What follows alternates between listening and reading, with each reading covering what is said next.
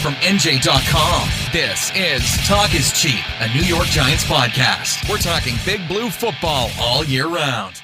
Welcome on in, Giants fans, to the latest episode of the Talk is Cheap podcast right here on NJ.com. As always, I'm Matt Lombardo, and as we head into an unprecedented NFL season with all of the unknowns surrounding COVID-19, the testing protocols, whether they're going to be able to start or finish a season, this is going to be an NFL season and a Giants season unlike any other. And it's quite fitting then that as we begin training camp for the New York Football Giants and as we begin a new era of the Talk is Cheap podcast, that I bring in my brand new colleague, my good friend, Zack Rosenblett. And Eagles fans and NFL fans, you might know Zack from his time hosting the No Huddle show on NJ.com as he moves over from covering the Eagles to joining me on the Giants beat. Zack, happy to talk to you. How are you today?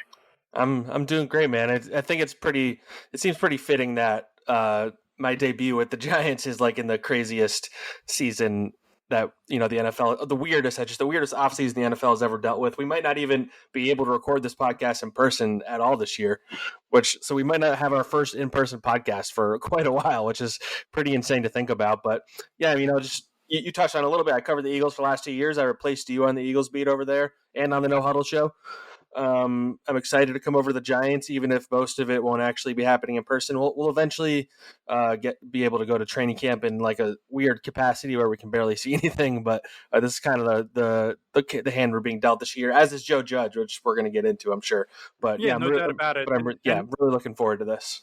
And certainly, as your transition has been kind of, I would say, unprecedented in terms of having to cover an offseason where free agency was kind of truncated. You had the virtual NFL draft, and the Giants were great about giving us access to Joe Judge and Dave Gettleman on draft weekend. And a lot of that, the biggest change there was, you know, talking to these guys via Zoom meetings, just like everybody was conducting work in general through Zoom meetings and virtually for months and months, and some people still are during the pandemic. You move over from the Eagles beat to the Giants beat at a time where they're not just transitioning to a new head coach and a new scheme and the dawning of the Daniel Jones era as he's the starting quarterback week 1 this year, which is kind of a departure of how he entered the league as the number 6 overall pick a year ago and didn't make his starting debut until week 3. You come over with all of this tumult, all of this turnover, and certainly it's going to be a unique start to the season. And I think that while we both hope the NFL can get started and get up and running, I think that what we learned this week with the, you know, wrath of the opt-outs and some of the things that are happening with players testing positive for the virus, David Sills,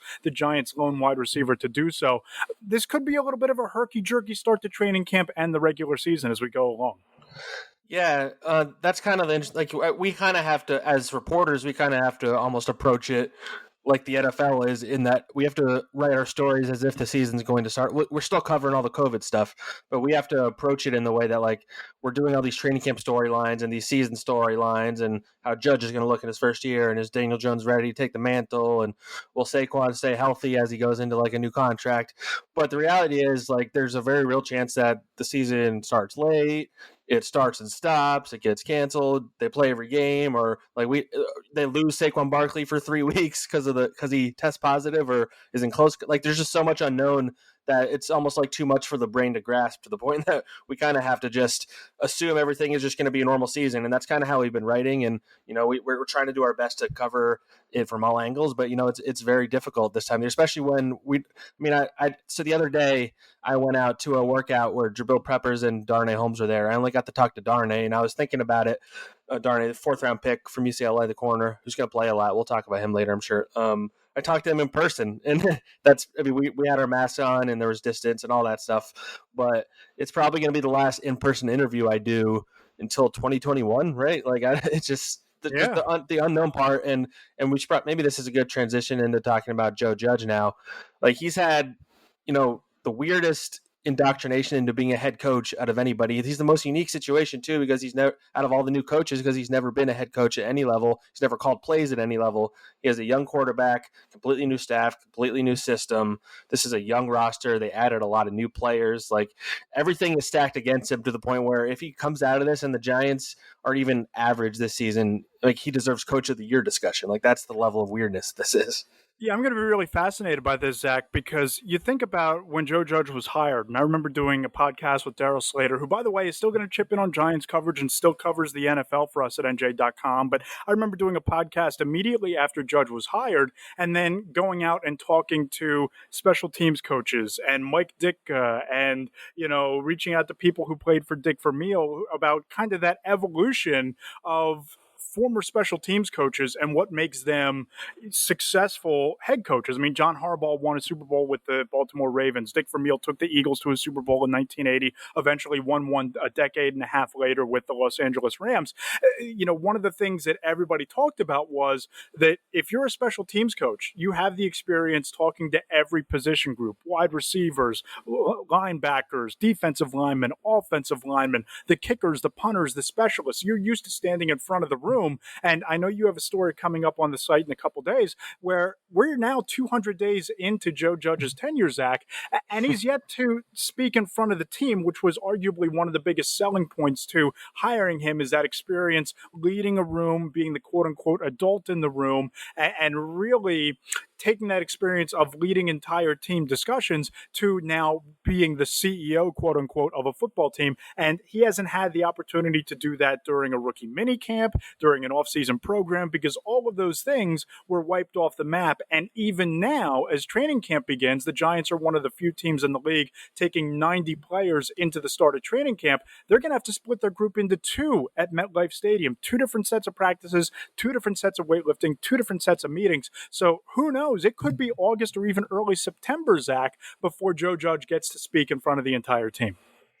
Yeah, that's kind of the crazy. Like you talked about the special teams part. A lot of people I've talked to around the league or that have been coaches in the NFL, they point to like, all right, well, the special teams guy, he stands in front of the team and he talks to them. Like, so and Bill Belichick gave him the leeway to do that too, which is why I think he was kind of such a highly regarded candidate in the Giants building. So he's built for this in that respect. But yeah, like you said, like he's talked about establishing a culture, and it's hard to do that via Zoom, and that's going to be a challenge he's going to have to deal with. I think he's handling all things in the smart way. I was kind of skeptical of him in the beginning, to be honest, just the way he was handling, press and how he wouldn't mention anybody by name. And, he's kind of giving cookie cutter answers. And as he's gotten more comfortable, I think he's learned quickly on the job. And I think he's done a lot of smart things. He pretty clearly had his hand in the draft. I think the draft, if you look at who they drafted and what positions they play and all that, it kind of looks like a Belichickian type of approach. Oh, yeah, for sure. And I think that one of the things you can talk about him and the coaching staff having influence over the draft, you talked about Darnay Holmes. Look at the positions they targeted in the draft with linebackers, with Cam Brown and TJ Brunson and Carter Coughlin, cornerbacks with Darnay Holmes and Chris Williamson, rather, out of Minnesota, and of course, Xavier McKinney, the safety / defensive back out of Alabama. It's almost as if, Zach, this coaching staff looked at the bottom of the depth chart, the Sam Beals, the Corey Ballantynes, the Grant Haley's, and said, this just isn't going to cut it. They looked at the linebacking core, and they already moved on from Alec Ogletree and Kareem Martin. They brought in via free agency Kyler Fackrell and Blake Martinez. It's like there were certain position groups on defense where this coaching staff said, what we have is not adequate. We need to get younger. We need to get more talented. And as we watch these practices unfold in the next month, that's what I'm going to be watching is how are the reps in practice divvied up between the quote-unquote old guard of young players, the Haleys, Ballantynes, David Mayos, if he's healthy, Ryan Connolly, and the new guard of young players with Holmes, McKinney, Brown, Brunson, and Tay Crowder and the rest. Yeah, and then another interesting part about Judge's influence to tie into like the free agents they went after, most of them either played for the Patriots or have like ties to this coach, like Cam Fleming, Deion Lewis, Nate Ebner, were all in New England. Blake Martinez and Kyler Fackrell both played for Patrick Graham in Green Bay. So you're seeing him like add a lot of guys that kind of like understand the culture and the message that he wants. And even the guys they drafted, they're coming from coaching staffs that, they're my way or the highway types, like Chip Kelly, Nick Saban, Kirby Smart. Like these are all guys that are kind of coming into an environment that they should be familiar with, which I think is really smart. And another smart thing Judge is doing is he's not putting too much even on his own plate. He's giving the offense to Jason Garrett. He's giving the defense to Patrick Graham. He's kind of going to be the overseer, which for a guy who this is his first head coaching job, I think it's really smart to like trust the people in your building too. Oh, for sure. And I think that the influence of Jason Garrett on that entire building is going to be pretty extensive because you look not just on the development of Daniel Jones, and I've written about this a few times on the site over the last couple of weeks and months, that, you look at Dak Prescott's development and he gets derided by a lot of fans and a lot of people, but you look at Prescott's numbers, you look at the track record, you can make a strong case that he's a top 15 quarterback in the league. And bringing Jason Garrett in as the offensive coordinator wasn't just to shepherd Daniel Jones to that level and oversee his development, but his head coaching experience, his success in Dallas, winning NFC East divisions, going to the postseason, that's a heavy-handed influence over Joe Judge in a similar way to the beat that you and I both used to cover. When the Eagles hired Doug Peterson as a first-time head coach, they brought in Jim Schwartz, an experienced head coach, as his right-hand man. So you essentially have a head coach / CEO in Judge, a head coach of the offense in Jason Garrett, and a head coach / assistant head coach of the defense in Patrick Graham. So you have a lot of experienced voices in Judge's ear in terms of how they're going to develop this program. And let me know what you think about this aspect of it, Zach. I think that Jason Garrett is really in the catbird seat here. And I think that he's in a really no-lose situation. Whereas if the Giants go out and have a top 10 offense in the league, they win 9 games, they sneak into the playoffs as a wild card, he's going to be a hot commodity as the next head coach of a team in 2021. He's going to be the hottest name on the coaching carousel. Whereas if things go poorly and if Judge seems like he's in over his head, now a lot of this might change given the uncertainty of this season and everything they have to navigate. But if things go poorly over the next 2 years, but the offense plays well, Jason Garrett could be the next head coach of the New York Football Giants.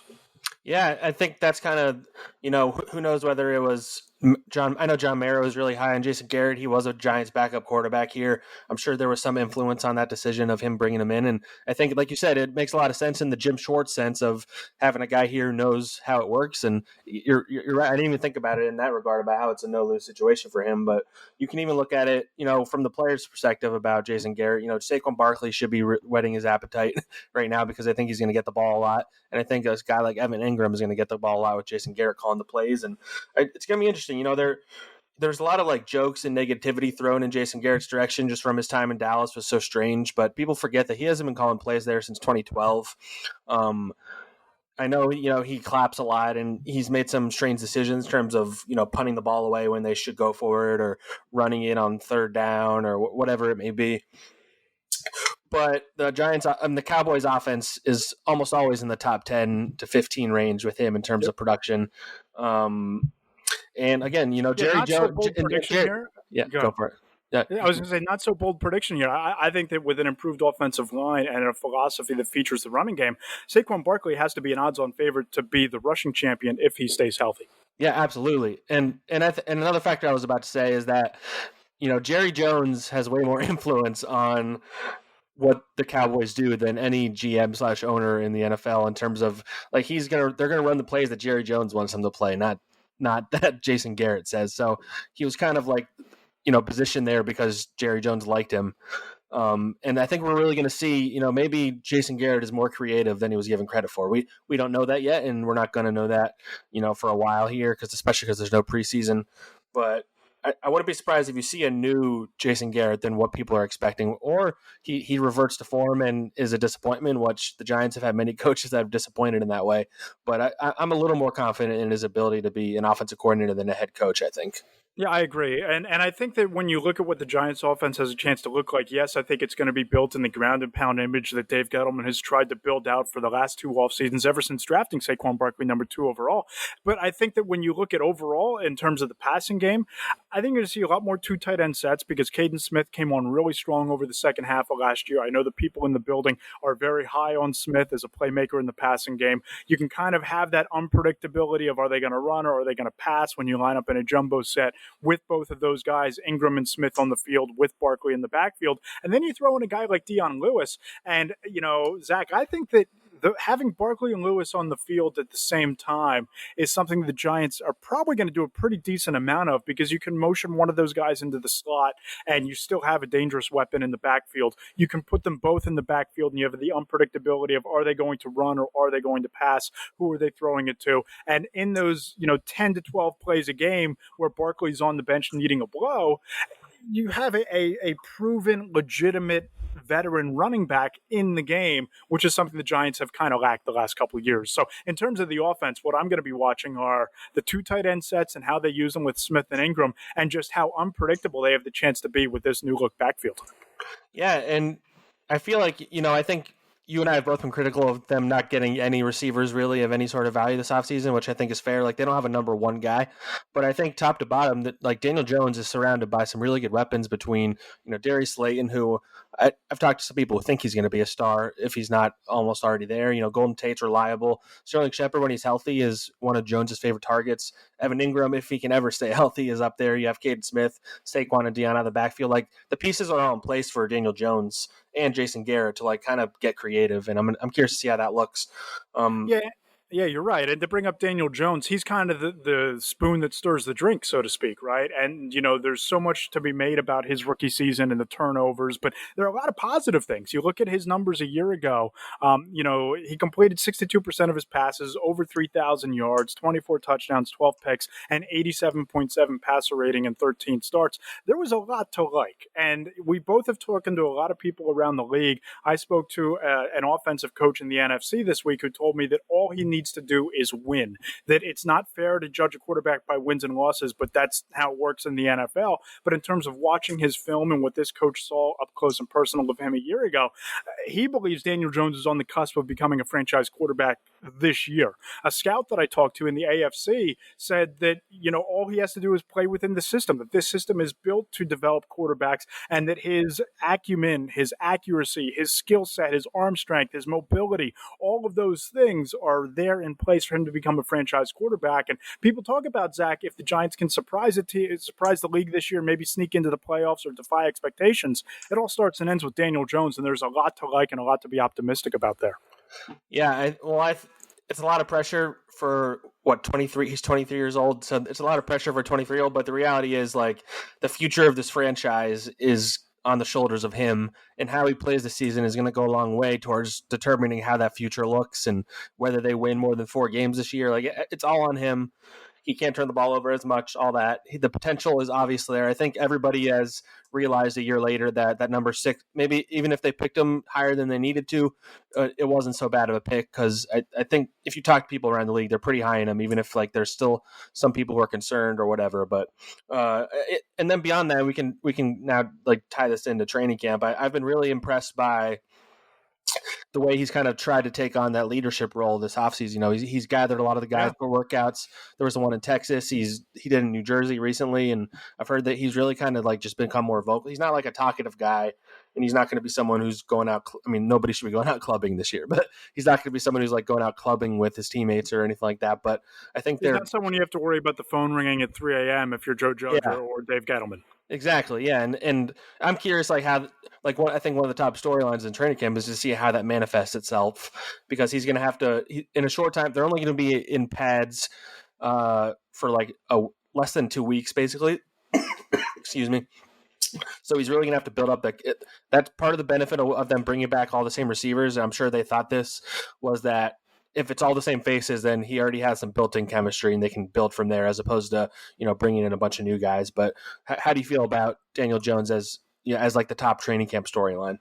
Oh, I think it's the top storyline of the entire season, of the entire trajectory of the Giants franchise, right? Because if he comes out this year and pushes for 4,000 yards and 30 touchdowns, 10 interceptions, and the Giants go 9-7 or 10-6 and surprise some people, then I think Dave Gettleman has some more leeway here, right? And I think there's a lot of reason to believe that he's going to be able to do that, because everybody talks about the offensive line and the inconsistency the last couple of years. They go out and they draft Andrew Thomas, number 4 overall. You have the potential now to move Nate Solder to right tackle, and maybe that alleviates some of the concern after he gave up 56 pressures and 11 sacks last year and just was an abject disaster for much of the season. So I think that everything is in place with the supporting cast and the offensive line for Jones to make that leap. And you look around the league, Zach, Carson Wentz leads the Eagles to the cusp of a Super Bowl in his second year. Jared Goff in his third season, leads the Rams to a Super Bowl. So Patrick Mahomes in his second season, his first season as a starter, takes the Chiefs to an AFC Championship game. Lamar Jackson MVP.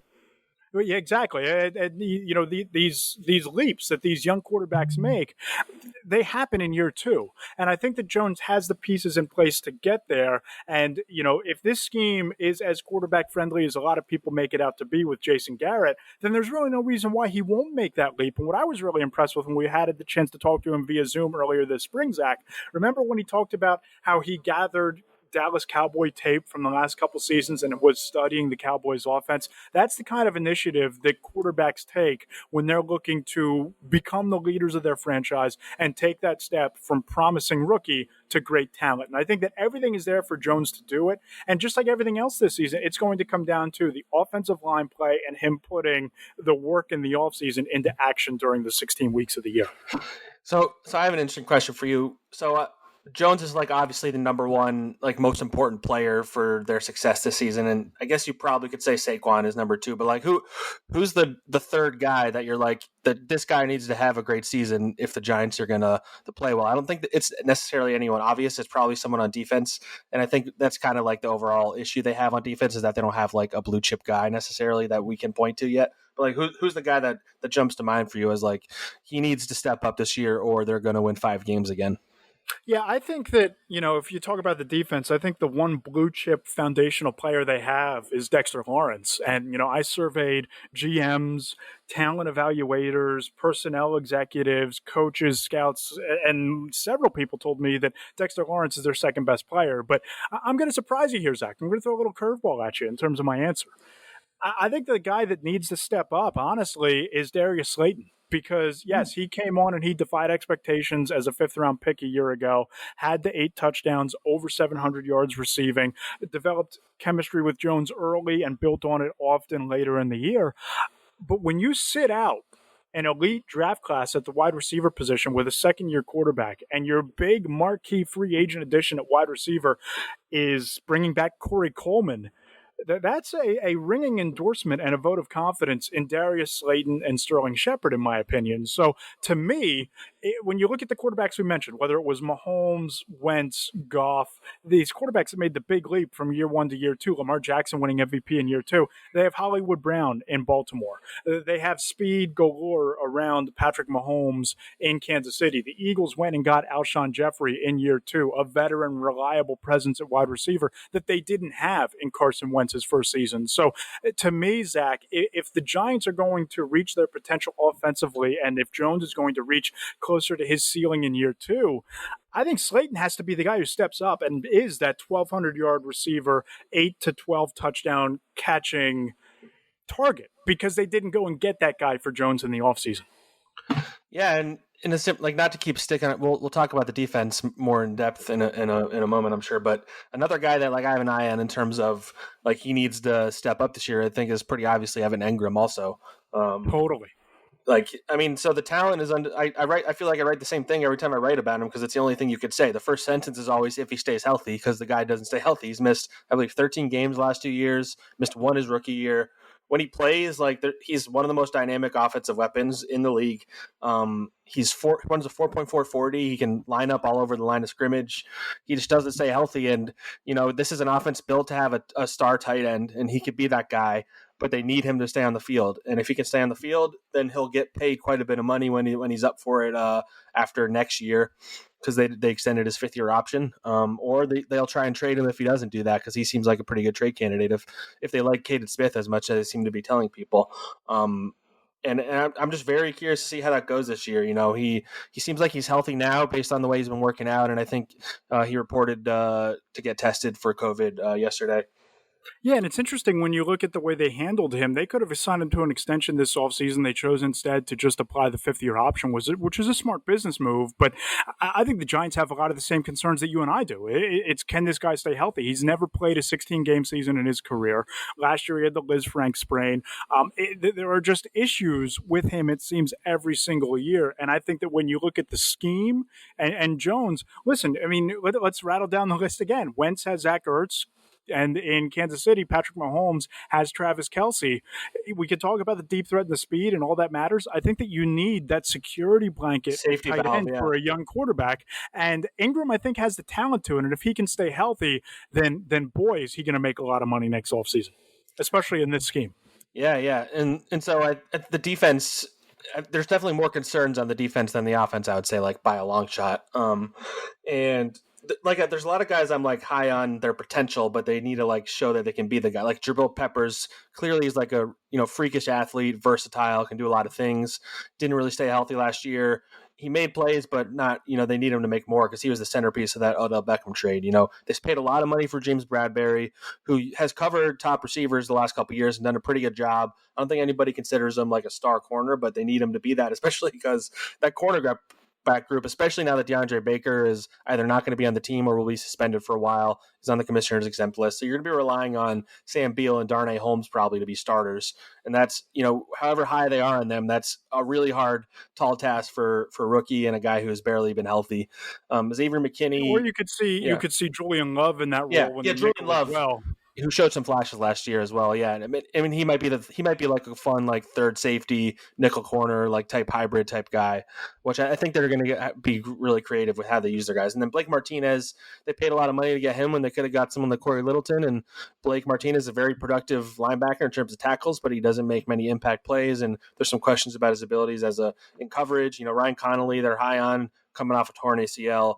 Leonard Williams, it's been well-worn territory about how high Dave Gettleman is on him and how he's overpaid him and mismanaged that situation. He's a talented player. He can't have a half a sack for a whole season. Like there's just each player we're talking about has questions. And, Xavier McKinney, they're going to be relying on him a lot, but he's a rookie and they shouldn't have to rely on a rookie as much as they're going to. But I'm really high on him. We've seen before how hard it is for defensive backs to make the transition from big-time college football to the NFL. It's just a very difficult position to master early on. I like what they did with James Bradbury. I think he, rates out as one of the best zone cornerbacks in the NFL, and I'd expect Patrick Graham to play a lot of zone coverage. McKinney, I think he has the potential to be that ideal complement to a physical box safety like Jabril Peppers because you can drop him into the nickel. He can play center field. He can play man coverage. So I like what they've done in the secondary, but it's what do you do at right cornerback? Because even if DeAndre Baker were available,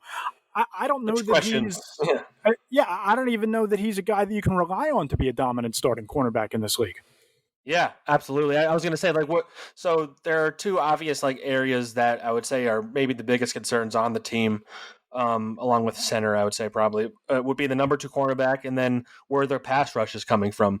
So it looks like Marcus Golden is probably going to come back unless he just decides he doesn't want to play for the Giants, which, it's possible. And we haven't really heard if he's going to sign that unrestricted free agent tender yet. Even if he's back, this is still basically the same pass rush group as last year. They added Kyler Fackrell, who had a good season 2 years ago with Patrick Graham, but he only had 1.5 sacks last year, and by the end of the year was barely playing. Shane Zimenez, is that how you pronounce it? I don't even know. That's it. You know what? Bonus points for you. It took me months to figure out how to, and most people didn't know how to pronounce O'Shane Zimenez until at least the middle of training camp. First time out of the chute. I've had practice saying Halapoulivaati Vaitai's name for the last 2 years. So that was always a fun one too. But yeah, so Zimenez, they're going to be relying on him. I think their goal is for him to be like their next great pass rusher, but he only had 4.5 sacks last year, and he's a 4th-round pick. Lorenzo Carter was a disappointment last year. Sounds like Joe Judge really likes him. And then they drafted Carter Coughlin in the 7th round. So they didn't really add anyone significant. And, I've asked Dave Gettleman this question multiple times when we've talked to him. And he always points, it doesn't have to be one guy. You can have a lot of guys that do it. And, it's a team stat thing. Exactly. Who are those, they're expecting Leonard Williams, who's had one good season of sacks where he had 7 and he had a half last year. Dalvin Tomlinson and Dexter Lawrence are run stoppers primarily. So the question becomes where are the sacks coming from? It's not really obvious. And if there's no pass rush, then that cornerback spot, which is a very big concern, they're going to be targeting Sam Beal constantly. Even if there is a pass rush, they're going to be thrown to that side of the field way more than the side of the field that Bradbury's on. And if there's no pass rush, to help him out, he's going to be in a lot of trouble. So yeah, I agree. I think this is going to be the type of season where we see a lot of games ending in the 31-28, 37-31 type of realm, because I just don't see this Giants defense being good enough up front to help the back end of the secondary. And it's a secondary that has been one of the most generous in the league over the last several years. So that's going to be something to watch defensively. But during training camp, Zach, as always, no matter where we're going to be watching from, position battles are going to take center stage. And there are a couple that jump to mind concerned to me, more so on the offensive end versus the defensive end. Starting at offensive line, that's at center. And the Giants are in this really weird spot, right? Because they have a young quarterback. They don't have a young developmental center, unless you want to count Shane Lemieux, who's never played center at Oregon, but they're hoping to cross-train him there during training camp in this season. But you're looking at Spencer Pulley, who has experience with the Giants, playing in that role in 2018. Nick Gates, you're trying to convert from tackle to center, who people in that building are very optimistic about. But how do you see that battle playing out? Because it's almost like, again, you have the experience in Pulley versus the young upside in Gates. Yeah, I think the Giants were really hurt. That position, maybe more than any other, they're hurt by the way this offseason is going, because they clearly had it in their head that they could convert a guy like Nick Gates, who they're very high on, but he's not going to have any offseason work with his team playing a position he's never played outside of practice. He's not going to have a preseason, so his first real snap in theory would be in week 1. So that makes a guy like Spencer Pulley, who is a veteran and has done it before, but also isn't been very inspiring when he has played. It's not like he's a good center. There's a reason why, I feel like they were probably going to cut him to save the money if not for the pandemic. They kind of need to keep him now. And so this kind of, begs the question of why they didn't draft a center or sign. I know they were interested in Joe Looney, who wound up returning to the Cowboys, but there were veterans on the market they could have gotten. Maybe they weren't inspiring, but this is center is, especially with a young quarterback, is extremely important. They're calling out the protections and all that stuff. They kind of have to alert the whole offensive line about what's going on. And, like you've mentioned, the young quarterbacks, most of them have had a center that has been with them the entire time, or that has been there. There's a blueprint here, and the Giants seem to have they skipped that part of it. Yeah, they seem to have the A-frame and maybe the roof of the house if Jones develops into a franchise quarterback, but they don't have the support beams or the load-bearing beams or what you might need to help him reach his potential. Yeah, I mean, what they did was they got the best available offensive lineman in the draft, regardless of position, kind of thing. I think that was clearly their approach. Yep. They got Andrew Thomas fourth. I think it's pretty obvious. I mean, I've seen some people speculate that he won't start right away. I think that's kind of bonkers. He's going to start. I would put him at left tackle. The way he's talking in interviews with the team website, he's been training a lot of right tackle. I wouldn't do that if his long-term position is not right tackle, but I mean, he's going to be an upgrade over Mike Remmers from last year. He would be an upgrade over Nate Solder at left tackle.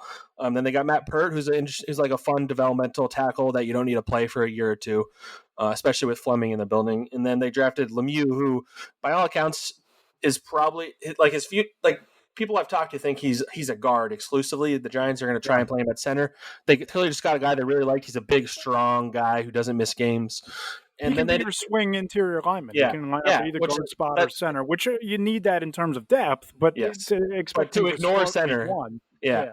And so, I mean, it's kind of and I wrote something about if the Giants hadn't have traded for Leonard Williams and then overspent on him, all the players they could have gotten instead, you could have got a draft pick, which they would have been able to draft a center like a Matt Hennessy or a Lloyd Cushenberry, and then you could have used that money to sign a bunch of free agents. They decided not to even get any new centers into the building, actual centers. So what's going to happen is Spencer Pulley, unless he has a really, really bad camp, it's his job to lose just because by the virtue of him being the only one that's ever snapped the football in an NFL game. Yeah, and watching that unfold is going to be pretty fascinating during camp. On the defensive side of the ball, we touched on this position a lot, but how do you see right cornerback and the nickel playing out? Because I think that when you look at the defensive line, your 3 starters are set. Your linebackers are probably pretty set with Blake Martinez, Fackrell, and then probably David Mayo, and if he's healthy, Ryan Connolly. It's that issue at right cornerback and nickel where I think you could have some revolving chairs early on. Yeah, that – One thing I'm very interested to see is how they handle Darnay Holmes there. Because if they're going along the assumption that Deandre Baker's not going to be playing this year for them, which my guess would be that he doesn't.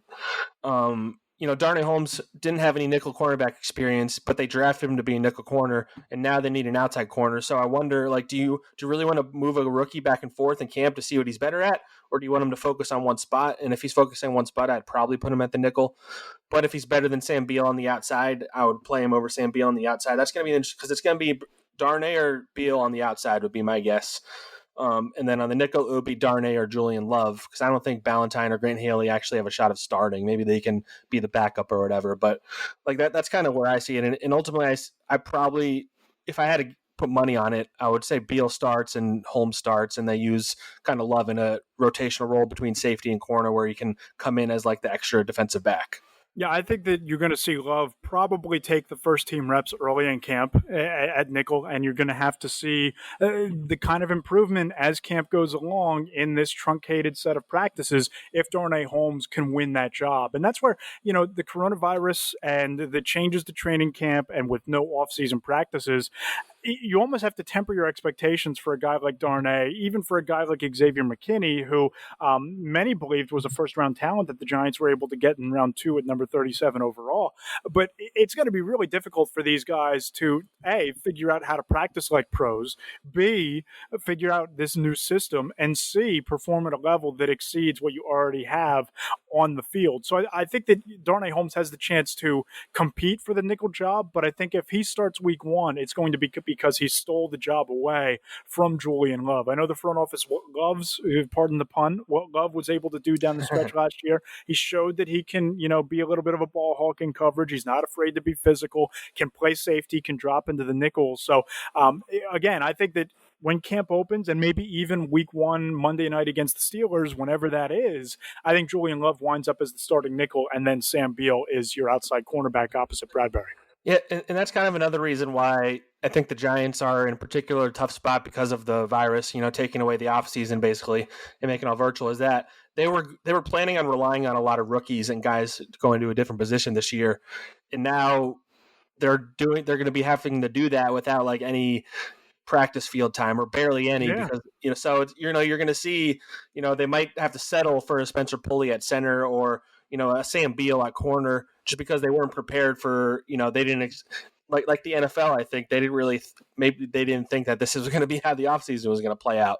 So now you're maybe playing guys that aren't as good as the rookies just because they're more ready. Like I'm sure Joe Judge, if he takes cues from Bill Belichick, he'll just play the best players. You don't play a guy just because he's more experienced. You play the 5 best offensive linemen, you play the best 3 wide receivers, you play the best defensive lineman, the best linebacker. Like that's just, I think that's how it's going to go here because that's my impression of him. But I agree. And man, if Darnay Holmes can show that he's a starting caliber player week 1 of training camp or by week 1 of the regular season, then more power to him. And that was another great pick by Dave Gettleman coming on the heels of getting Darius Slayton in round 5 last year. If that happens, then good for them. That means the defense is probably going to be further along than we expected, because if you're getting a guy who's a 4th round pick in Holmes up to speed and ready to play with no offseason, that kid's going to be a ball hawk. Yeah, and I'm pretty high. I mean, I've written a lot about him, but he has the look of a guy who can be a really good corner. He's really athletic. He had a bad junior year because he was banged up, but he was really good as a sophomore. He was like a 5-star recruit coming out of high school. He's really smart. Like he's a very intriguing prospect, and I think it was the whole draft was value plays for them. Really, they picked guys that were supposed to go earlier. Xavier McKinney, I think they were planning on trading back from that pick, and then they saw a 1st-round safety there, and they scooped him up. Matt Purdy, they really liked. Lemieux was a value guy, and then all those guys in the last couple rounds were with an eye towards special teams and. Eye towards special teams, and I think value at the bottom of the depth chart that they wanted to turn over. Because I just don't think that they saw the Ballentines and the Haleys and the Beals as long-term solutions as young players, just like I don't think that they saw the bottom of their linebacker depth chart as adequate starting caliber players in the NFL. But Zach, before we get out of here, we got to touch on the elephant in the room, and that's the Deandre Baker situation. And you've been all over this story. It's been a wild story from day one. He was added to the commissioner's exempt list on Monday, so he's not going to be taking part in any football activities at this point. And, to me, the decision will be made for the Giants in terms of keeping or moving on from Deandre Baker by the legal system, right? If he is found guilty, then it's obvious the Giants will cut him. They'll recoup his money. If he's found not guilty, then they can decide whether it's worth bringing him back into this locker room, or they can, quite frankly, go after his money, which is one of the reasons why I think that the league put him on the commissioner's exempt list in the first place. One of the reasons why it's so difficult to even predict how this will play out. Number one, it's not as simple as just cutting them because of the money part. Like the reality is the NFL is about money, and they're not going to cut them unless they can be sure that they can get that money back, because you're literally losing money if you cut them. So if they cut them, they lose $2 million in cap space, and they have a bunch of dead cap on those books. That's number one. Number two, like the whole guilty or non-guilty, of course, like that's going to play a factor in it. But the reality is this could take a while. Like these things are going to be appealed to death, and the charges the charges are there, but they haven't even set a court date yet. So this could go on. Like I covered when I first came on the Eagles, Michael Bennett was accused of like shoving a old lady at the Super Bowl one year, and in Houston. Yep. In Houston, and I don't even think that case has been resolved yet. Like that was 2 years ago when those charges came now, and I think it's just been delayed to the point where they kept looking for evidence and blah blah blah, and then they have all the with this Deandre Baker thing. There was the report in the Daily News a couple of weeks ago that they broke about how he's like being accused of being a part of an attempted cover up of paying off witnesses and all this stuff, which is a factor. So the Giants basically have to like look at all this information. They can't decide if he's guilty. They have to decide if it's enough to get rid of him and if they can get out of his contract. And the fact that he's on the commissioner's exempt list kind of gives them more time. It buys them time. They don't have to deal with him being on the roster necessarily. They told him to stay away. They didn't have to do that. Because when you're on the commissioner's exempt list, you're allowed to be at the building and like rehabbing and all that stuff. But they said don't come, essentially, which I think might maybe say something about how they plan on approaching this. It would still surprise me if you wore a Giants uniform this season, but crazier things have happened. And I guess the debate to have is whether this should be a black mark on Dave Gettleman's resume or not. Because, he came out with questions about his maturity. There wasn't any like legal stuff. There's questions about his maturity. But at the same time, you can't really plan for a guy to, during a pandemic, to allegedly bring a gun with him to a party and all the alleged things that allegedly happened. Allegedly. You have to say that. No, exactly. No, I agree with all that, but the Giants still knew of the maturity and the work ethic red flags and drafted him anyway. Yep. And began a run of cornerbacks taken in that and traded up for him early round 2 and traded assets to go get him. Yeah, exactly right. Yeah, and I mean, that was viewed as he was being picked a little too early at the time anyway. Like they could have got Greedy Williams, and we wouldn't be having this conversation, and they'd have two really good quality starting cornerbacks right now. So, I mean, like the draft pick itself, I think even at the time was questioned, but I think it's a hard one to discuss because there's just so much, to consider there, and I am very this is going to be like a defining moment of Joe Judge as a coach. He decided to cut Aldrick Rosas. I think that was a much easier decision because Rosas wasn't very good and it didn't cost them money, which I'm sure is why they did that. You wrote earlier in the offseason about how people around the league think that like if he wasn't a first round pick, he'd be gone already, which is the reality of the situation. But different players are treated differently based on their skills and or how much money they're making, and that's just the fact of the NFL. That's how the NFL works. Money makes the world go round, and that's one of the reasons why they're trying to trudge forward with a season with all of the TV money that is tied up and invested in the league, that you're just not going to get the gate receipts and the ticket money. And we'll see if this works out. We'll see if training camp can get up and running and start and finish. And I think we both hope they do. I think we both hope to have football in the fall. It's just going to be a lot different in terms of how we watch it and how people like you and I cover it. Yeah, man, it's going to be a wild ride. There's just so much unknown. We're going to try and bring you guys a weekly podcast. Our plan is to publish them every Wednesday as things happen, or the Giants, something crazy happens. We'll do emergency ones and whatever it takes. But I'm looking forward to doing the podcast, even if it's not even though I prefer to be doing it in person with you at the Giants facility or whatever. But we'll have to take what we can get at this point. Stay away from me, man. Yeah, from 6 feet away. Wear a mask and stay away. Yeah, so we'll have to do it from 6 feet away. I'll be shouting to you what I'm saying, and you'll just. I love it. Before we get out of here, a couple questions from the Giants extra text service. Go to NJ.com/text to sign up there. Question comes in: should the players be wearing masks during practice and during the games? Neither you and I are epidemiologists, but I've seen a lot of these helmet prototypes that have what appear to be N95 screens on the face mask. That seems like a no-brainer to me. I get it that breathing might be a little bit more difficult, but we're in the year 2020. You'd think there would be some sort of methodology or technology to allow that type of mask wearing to be comfortable and breathable during games. What do you think? Yeah, whether they should, obviously they should, especially because in a sport where they're going to be in close contact. But the players, by the sounds of it, are not pro doing that, and so with the the NFLPA, I think it's going to be an optional thing, is what I heard. I don't know if that's official or not. Whether they have to test it out in training camp or whatever. my impression is they don't want to play with those things. I think J.J. Watt was a big one who was talking about that. So it's going to be interesting. If they can't control on the field what they're doing, then what it'll come down to is these guys just have to be accountable when they leave the facility, and that's a bigger concern for me than even what happens on the field. I'm going to wonder if there are going to be, you talk about stadiums, and the Giants have a minimum of, I believe, 4 locker rooms, with home team, visiting team, Jets team, and I think there's an auxiliary one for like entertainers that come through. You look at the Lincoln Philly, you have the Temple locker room, the Eagles locker room, the visiting locker room. I'm wondering if you're going to need to see temporary locker room facilities built at each stadium to maintain social distancing, and I think you're going to have to see mask wearing in the locker room and on the sidelines. Yeah. You're seeing in baseball, there's some players who are playing with masks on, or they're having on in the dugout and stuff like that. I think baseball is kind of the one to watch with the NFL in general because they're not doing a bubble environment and they're traveling to stadiums. So I think watching how we saw the Marlins thing, they're trying to contain that. The Marlins season is postponed right now. The Phillies aren't playing right now.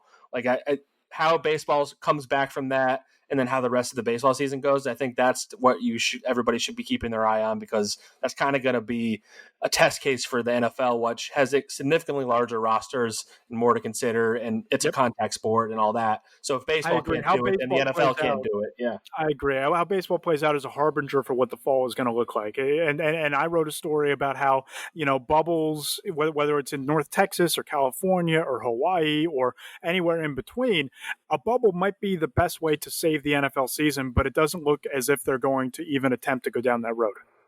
Yeah, that would take a lot of planning, and they clearly weren't planning for that, so that's not a thing that's going to happen. And there's just so many people in the NFL. Like, people, maybe, I don't know if everybody realizes it, maybe they do, but the rosters, just the active roster itself is 53 people, 16 practice squad players, all the coaches, staff, security, doctors, chefs. There's just it gets past 100 at a certain point. And that you're not even supposed to have 100 people in a closed indoors right now in most states. So it's that's kind of like the thing looming over all of this. Like the NFL, there's people are all reporting now, and you're going to see a lot of positive tests. And I don't think that's as big of a deal as if you see a lot of positive tests in a few weeks, and that'll mean guys are not doing what they're supposed to when they leave the facility. Exactly. That's going to be the test cases. What happens after practices, between practices, when these guys are going home to sleep at home rather than in a bubbled hotel with the team. Zach, any parting shots, any final thoughts before we get out of here? Yeah, I'm looking forward to doing this. You should follow us both on Twitter. I'm sure you guys already follow Matt. I'm at Zach Blatt, ZackBlatt. Ask us questions. We'll get to them on the pod. Leave us comments. I'm looking forward to doing this. I've been enjoying the Giants beat so far, even if it's almost exclusively been away from the team. I did get to cover some games with you down the stretch last year when Daryl had to take some parental leave. And, I got a little taste of what it's like up there, and it's a lot different than Philly, that's for sure. I think we both can say that. Oh, yeah, buckle up. And I've had a lot of fun interacting with New York fans. It's a different group, and I'm just looking forward to the season, however it looks. Yeah, this podcast has been a lot of fun. As Zach said, we're going to bring it to you and try our best to bring it to you every Wednesday, so stay tuned for that. And if you like what you've heard, please go ahead and subscribe in the Apple Podcast Store. Check us out on YouTube, Google Play, SoundCloud, Spreaker, and Stitcher. And as Zach said, go ahead and follow him on Twitter, at Zach Blatt. We need to, increase and pump up his Twitter following. You can follow me at Matt Lombardo NFL. That's at Matt Lombardo NFL. And the Talk is Cheap podcast is at Talk is Cheap NYG. Zach, a lot of fun. Enjoyed this. I'm excited for next week. All right, man.